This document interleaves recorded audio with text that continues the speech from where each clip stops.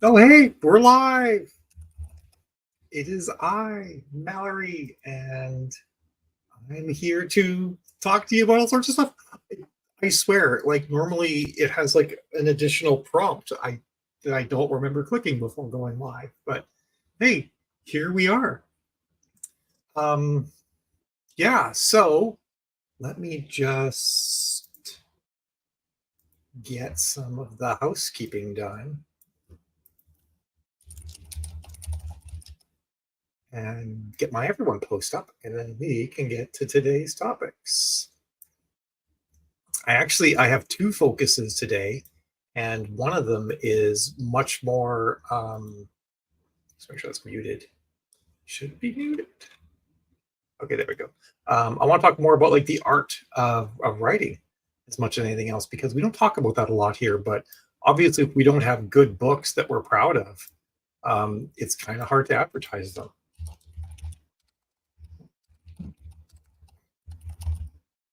I can find the E key. Hey, Cithros and Dharma. One thing that's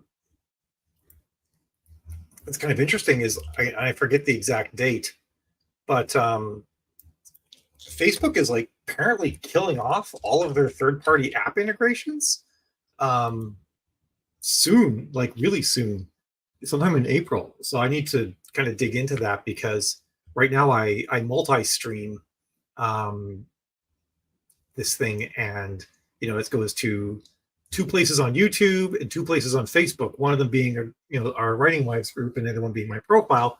And apparently they're getting rid of the. It's I need to do a little more research because I don't know. At first I thought they were just getting rid of third party streaming into groups, but now I've been told they might be getting rid of all third party apps.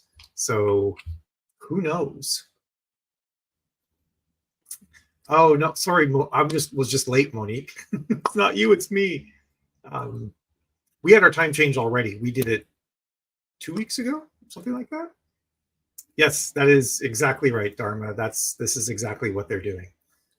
If it ain't broke, break them. Like there's companies that are saying that like they're basically just going to go out of business, and they're like multi-million-dollar companies. Um, but yeah, I don't know Sophros, and the thing that kind of sucks is that Facebook's built-in streaming stuff sucks. So it's not great. That being said, I think oh hi Gina and Rosa, um, and Jill and Jen. Hey Jen, long time no see. And Pippa. Oh my God, it's everyone. Um, or was it what was I going to say? But I actually think I might have a way around it because I might not be able to stream to my profile anymore, but I can still stream into the group because I use something not for this, but I do use something called OBS, and OBS allows me to take a stream and send it places, and also create like a virtual webcam and camera of the stream, and then send that somewhere else. So I might actually be able to have Facebook think it's like streamed directly to Facebook, um, even through its own website, using the stream that's already coming from somewhere else. It's a bit of a hodgepodge, but it may work. I guess we'll find out. I might do a test on it before actual D-Day comes. Um, what's my fave latex outfit? This is Jamie asking. It's a little bit off topic, Jamie. What is it? There's really no beating just a straight black latex catsuit. I think it's one of the best looks that there is. Although I really like my rainbow dress as well. I'm not a favorites person generally. Like I don't have favorites of things. I like different things at different times based on different reasons. Like my favorite latex outfit in January and July are very different. It's be the dress in July and the catsuit in January is probably how it's going to go. Um, yeah, Gina, what? And I've Jill. So Jill told me this. She's got more deets than I do, but Facebook is killing third-party app integrations for streaming. So like right now, I use StreamYard for this particular stream, and it sends its stream into multiple places. And come some point in April, that's going to go away. Let me look this up. Make sure I get the facts here. Facebook killing third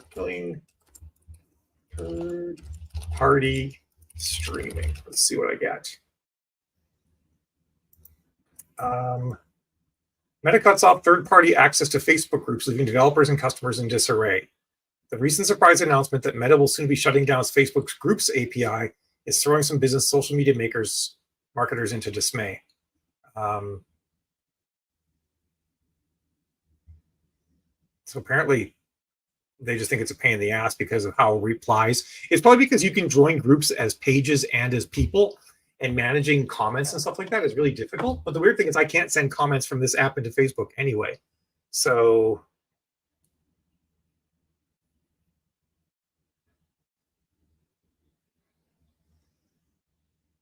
yeah, I need to do a little more research into this, but it's going to be a pain.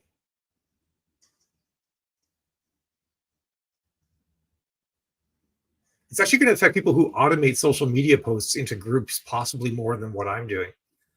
So that's a whole thing. But anyway, when is it being deprecated? It doesn't say. Okay, well, I guess we'll find out. I'll learn more before our next call, and figure out what the deal is with that, just with how they're making changes to all that stuff. So, but yeah, so I might, who knows? I might not be able to stream to both my profile and the group. That might end up being the outcome of all that. Okay. Oh, that's cool. Is it? How is it? I've heard that it's good. I just haven't heard a lot about that. All right. Cytheros asked a writing question. How do you deal with writer's block? That's actually great, because that's actually one of our topics today is the art of making art. I think that when you have writer's block, I think that 9 times out of 10, I mean, there are scenarios where you're just legitimately burned out, and the well is dry. You pushed it too far or something like that, and you just need to take a break and like refill your creativity. That's one possibility. I think another possibility that is actually more likely in most cases is that sorry, I read Gina's question, I got distracted. I shouldn't do that. The other possibility is that you're not being true to the story, or you're not being true to the characters. You've done something where you've put the characters up and you're trying to force the characters to do something that is actually out of character for them, and they're kind of refusing to do it, and you're having trouble figuring out how to make them do it and make it feel good. Jill the other day said to her that like the way it comes across is the story has to feel real. And if the story doesn't feel real, then she has a problem and she can't go forward. And I really feel like that feeling real thing is that you're just not being true to the characters, and you've got yourself into a corner. There's a variation of that particular problem that I think is based more on you don't know your setting well enough, or you don't know your characters well enough, or both.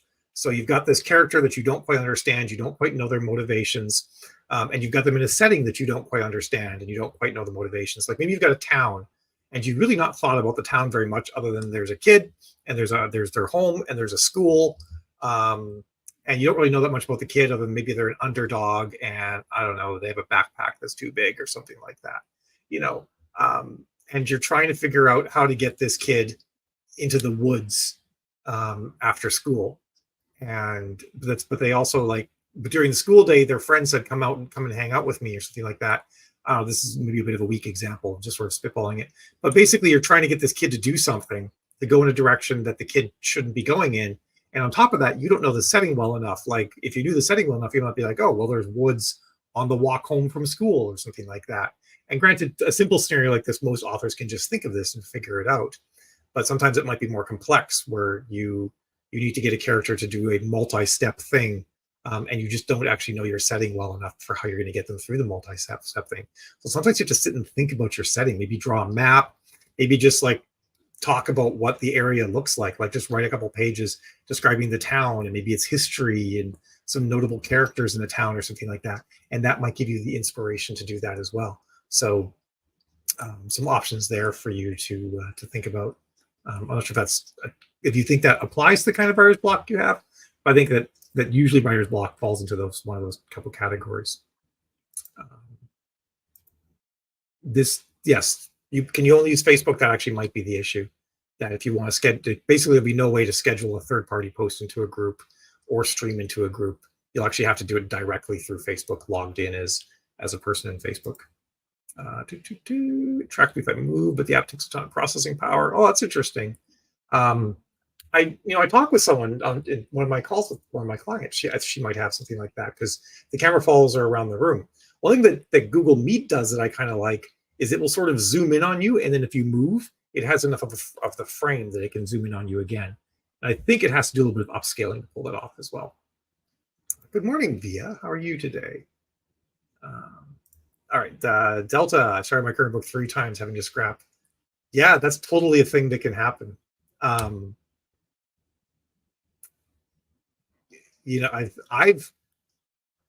haven't had that happen to, well, I haven't had that happen to me since my first book, because I found that I was actually having some trouble understanding where the characters were and what they were doing. So I actually sat back and spent a lot of time world building.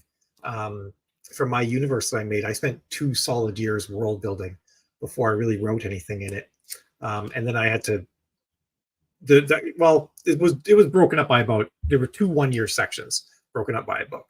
That's kind of a complicated answer, but yeah, it was really world building. I really had to understand where my characters were and what they were surrounded by, and that allowed me to get it going a lot more. I always say that, like, when we're writers, really what's going on is we're playing a game of D&D.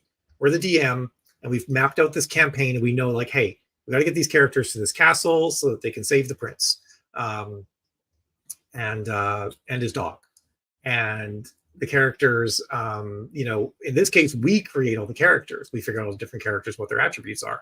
But if we don't really figure them out well, and we just sort of are using rough archetypes or something like that, it can be pretty tricky to figure out what they're going to do next.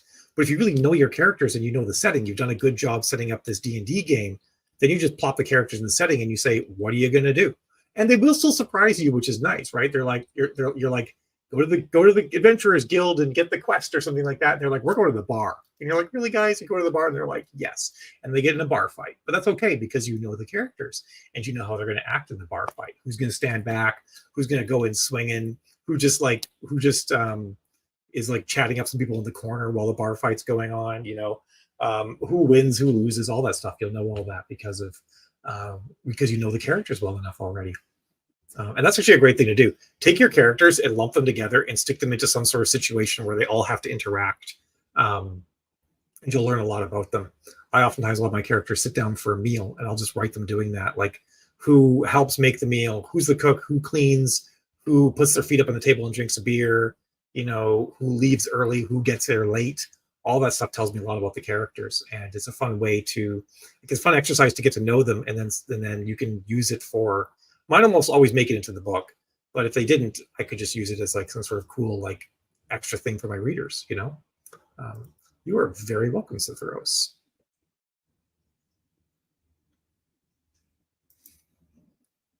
Oh, you can't see things. I thought it said can at first. I'm like, wait, isn't that the other thing way around?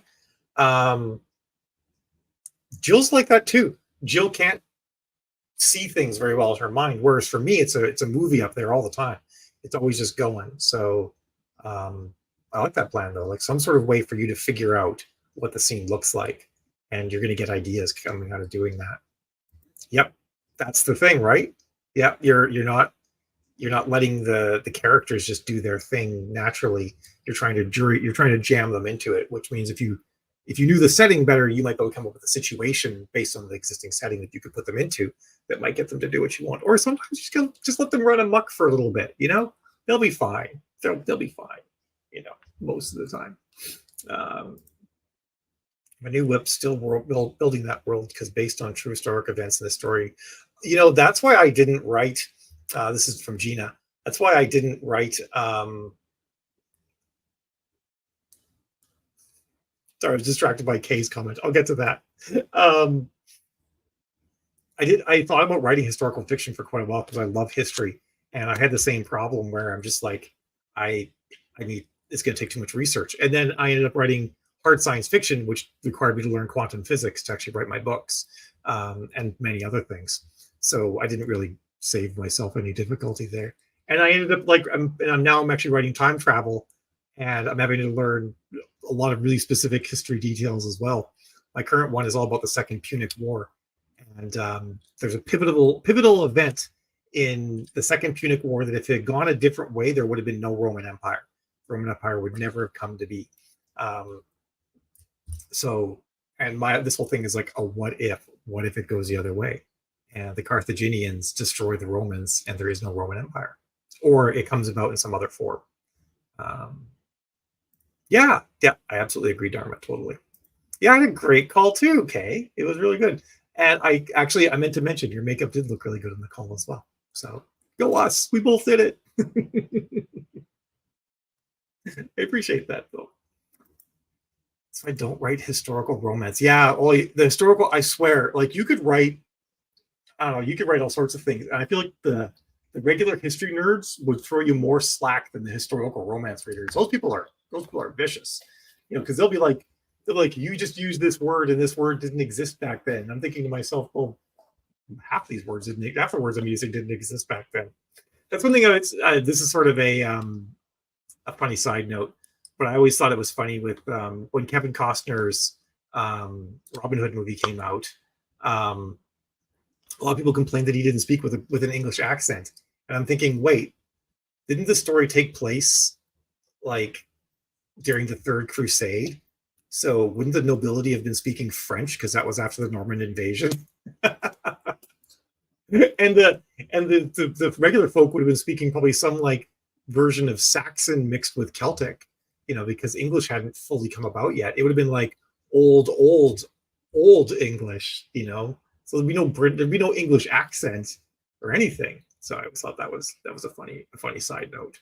Hysterical romance. That's pretty good.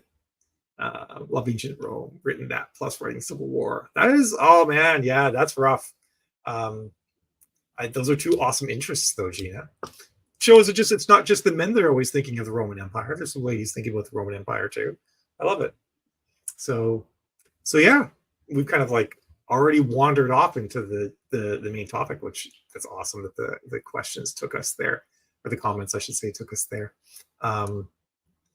This came up yesterday in our mastermind that we do, and obviously I don't have enough time to get into the whole conversation here, but we got talking about how when you're an author, you're a small business person, but you're two very different sides of the business. And actually, this happens a lot in small businesses. This is not something that's just unique to authors. We have to both be the creative force, creating product and doing market research and figuring out how to write. Well, it's almost like three things. There's a product manager that has to do the market research and think about how to create the product. And then there's the creative person who actually has to make the thing. And then there's the marketer who has to market the thing. And the problem is that two of those roles, for many of us, the person who does all the market research to write the right thing for the right people, to get the book to sell, and the marketer who then ends up selling it, those things tend to kill creativity in many cases. And or people just creative types just hate doing them. Some creative types, like myself, do love doing both things, but even for me, I can't do both at the same time. I have to write first in the day. If I don't write first thing in the morning, I won't write throughout the day, because most of my day is filled up with like more administrative advertising types of tasks. But on top of that, you also have to really like, when you're writing, a lot of times we end up with all these other voices in our heads, comments on reviews, on ads, reviews, things that people have emailed to us, what we think the current trends are and stuff like that. Am I doing the right thing with these characters? Am I, displaying this trope correctly? And to be honest, really, all of that is a distraction. And when it's you with your keyboard banging out a story, like I said at the very earlier on, all that really matters is, do you have a solid, believable setting? And are your characters remaining in character within that setting? If you're doing that, then you're telling a real story. And a real story is what's going to attract people. It's only when you start forcing your characters, out of who they are, that you end up with something that feels thin and doesn't feel like it's a complete story and has those problems. So in a way, we have to kind of trust ourselves that if we've sort of like set up a framework, we've created the setting and we've created characters that we think are going to serve the tropes that we're writing to well enough, then we have to sort of just trust ourselves when we're writing to just get the story down and do the thing. And then when we're going through edits, we might say like, hey, if I added in this little element here, that could actually really help serve this trope or expose it well to the reader or something like that. But when we're getting that first draft down, we really shouldn't be thinking about that stuff. It should just all be about getting the story, laid out and true to itself and our characters. But then likewise, a lot of times when we're doing our marketing, we bring all of the self-doubt of the author into our marketing. And that's a problem too, because, often it's impossible for us not to have self-doubt as authors. Self-doubt. I keep saying self-doubt, because we're human and we know that we're fallible and we've seen what our editors send back, right? So we know there are mistakes made. Mistakes have been made is sort of like the thing that we all know, the mantra we have. And sometimes when it comes to, and we get our alpha or beta reader feedback or, whatever it might be. And when we're marketing the book, we're doubting ourselves. We're doubting that we can actually do the story justice, or that we've made some sort of mistake, or that this is the book where everyone's going to figure out that you're a fraud and you're just making it all up. But the funny thing is, that's literally what we're doing. We're just making it all up. And chances are that if you've been able to get a couple books published and you've got some readers coming in, you know how to tell a story. And the only way you can really screw it up is by not being true to yourself as a writer, and not being true to, the characters that you've created and where you've put them. That's how you'll screw it up. There's really no other way. Provided you got a good editor that's going to catch all your repeated words and the fact that you use off of instead of off and stuff like that. Actually, American readers won't care if you say off of, but boy, the Brits get grouchy about that. I like that. I like that way of saying that. Every story is a new creative adventure into unfamiliar territory. It absolutely is. Yeah. And like, enjoy that adventure. One of the things that our society these days has done a lot of is we're very focused on the reward at the end, the pot of gold at the end of the rainbow. And a lot of this has been sort of like done to us in a way, but we've also done it to ourselves a lot. And I think it's also human nature. We get dopamine hits from doing a thing and then getting the reward. We kind of can get addicted to that do the thing, get the reward, do the thing, get the reward. And we forget that the journey itself is actually, in many cases, the best reward that there is. It's actually one of the reasons why I like growing plants. When you're growing plants, it's a whole journey. It's choosing your seeds, it's preparing your soil, it's seeing those first sprouts coming up, it's transplanting them, it's nurturing them, and taking like a tiny speck of something, dirt and water, and turning it into food or something beautiful. And that journey is to be honest, that journey is the biggest reward. Because if it comes down to like dollars to donuts, it's far cheaper for you to go to the grocery store and buy food. You have to put years of effort into making a garden that actually becomes cost effective after a while. So really, you're much better off just buying food from a cost effective standpoint. Growing your own food is more about possibly nutrition and making sure that you're getting heirloom seeds and whatnot, and high quality plants. But also it's about the journey. It's about the enjoying making something, helping something grow, and sort of the reflective time you get when you're caring for the plants. And I feel like that is really important for doing, for writing. That for us, really, it is the journey. It's the nurturing the story. It's the characters along the way. The end is, well, it's exhilarating and fun, just like doing a big harvest haul in your garden is exhilarating and fun. It's literally the fruits of your labors. It's only good if you actually took the time getting there and doing a good job getting there. Otherwise, it'll ring hollow. So I think that it's always good to take a step back and think less about getting the book done and more about, am I enjoying the story that I'm writing? Because I also feel that if we enjoy writing the story and have a good time doing it, it comes through to the readers. And if you're having a miserable time writing a story and you're bored with a part of it, chances are your readers aren't going to have a great time in that part of the story either. So it's totally, realistic that's how it is. So I just kind of want to share that, and maybe a lot of you guys you oftentimes live in this craft world, but I talk so much about marketing and focus so much on marketing. I thought it was like, it's good to actually talk about the fact that there is no business side of this if we don't get the writing side done properly first. So this is just commenting back on having, let me see if I can pronounce it right. Where is it here? It's like aphasia? Oh, I can't find it. Aphantasia. Aphantasia? Or aphantasia. I actually have a bit of a hard time recognizing people too, but I don't have that. I can imagine things really well. I think the times when I have the most trouble recognizing people is when I go to writers' conferences and online everybody had pictures of books, and then suddenly they're real people and I can't connect. If they just say their first name, I don't make a connection to first name, last name. Like actually, I know Dharma well enough that I would obviously recognize Dharma. And if she said, "Hi, it's Dharma," I would know. But if someone came up to me and they're just like, "Hey, it's John. We know each other on Facebook," I'll be thinking, "John who?" But if they say their first name, last name, I'll be like, "Oh yeah." And like their profile comes up in my mind. Like I see their profile in my mind, which is probably something you can't do with aphantasia. But yeah, I do have that problem. But it's obviously a different thing entirely than that.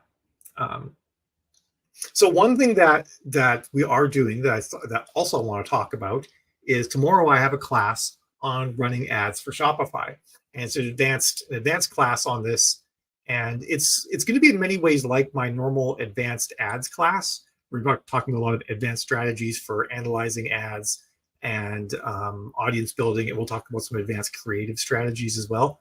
But it's all with a focus of driving direct sales ads. And then in a couple of weeks, we're doing the second part of the class, which is going to be on how to set up everything on the Shopify side to actually have all that post-sale touch points with readers and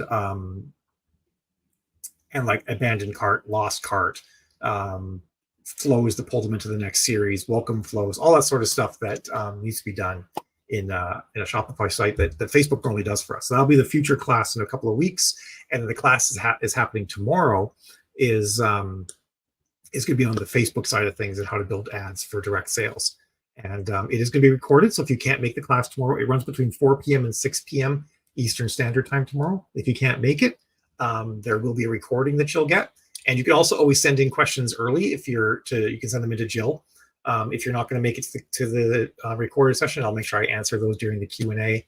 I think it's going to be great for folks who are looking to kind of just get started on this, or you've run ads to the traffic ads to the retailers, but you've never run to Shopify and you're not sure about some of the differences, and maybe you want a refresher in some of the latest tactics. It will probably also be a class I'm going to be talking about a lot of the things that I've learned this year since Facebook made a pretty big change to be much more AI driven in their targeting than they used to be as well. So there'll be a bunch of that stuff that will be in there too.